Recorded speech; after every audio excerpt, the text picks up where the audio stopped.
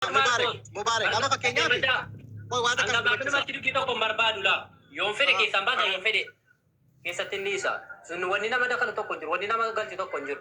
Akkaawuntiin kee miti jettan immoo maallaqa naa fidaa akkaawuntiin kennaafi. Maasalaama. Maallaqa meeqa barbaadu? Maallaqa miliyoona tokko naa kennaa fedhinniidha. Miliyoona tokko naa kennaa keessaa. Qarshii isaa fuudhanii kennuu miti isheenuu gargaarsa barbaaddi. Waa'ee mi'aatti inni kunis waa'ee qarshii. Gosi namaan booda afaan Oromooti kun hallaqe.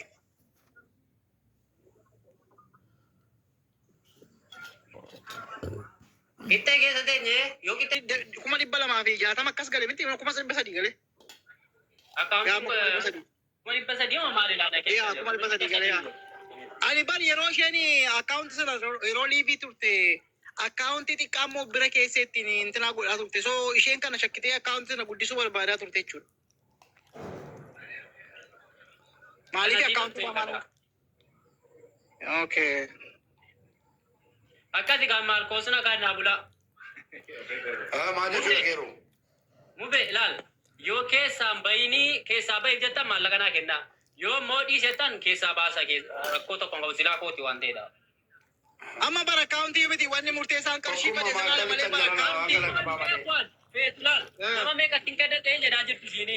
Keessaa baafachuudhaan riisitii illee ergitee turte miti jettee maakiini viidiyoon kun waraabamaa oole.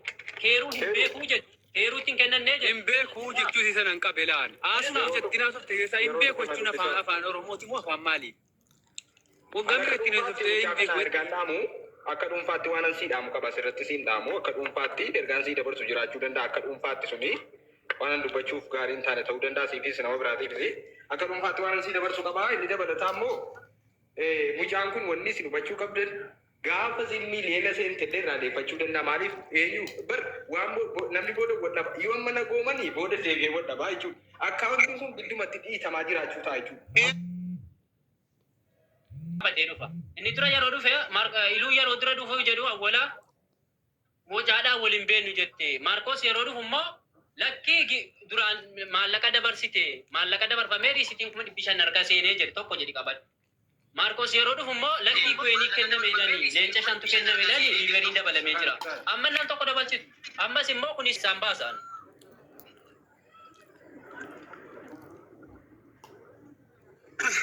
السلام عليكم ورحمة الله وبركاته. Waalaikum assalam warahmatullah. يا أبو والله وإنك وإن أورموتنا ما جايبة. مالت بنا أنت لكن ما تنكاسيرة مالت.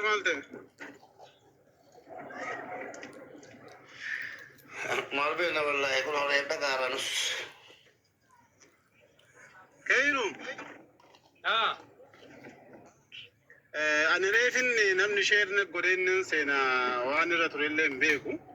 أتي مجايوتنا أرمادورا ني تيك توكين أولي فيدا ما ترتجورا. والبين درا والبين. والبيت أنا كلمة مو. تيتوكي سكنا مو يوبل تيتوكي ولي مايا ما تبتة تيتوكي كوتي نتوبانيكو.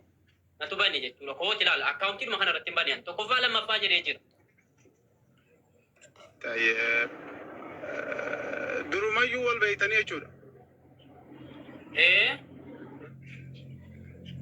مو ميديا رتي. لا كاما ولي بين ميديا رتي ولو جدين ترى ماله.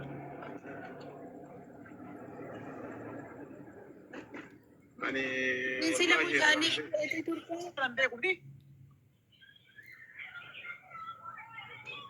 Ati kuban kabdu bechuudha keerro. Qabsoomi sen jira qabsaa turte boo. Keessattuu namni keessattuu ani gama Oromummaatiin natti fuudhessa jedhanii ibdinaatum jirtaan mittiin adaman qabdu ana dheengadda gaafa geemii taphate baay'ee na aarsite. Fiddee kaateritti sa'a kanarra bakka itti deemtu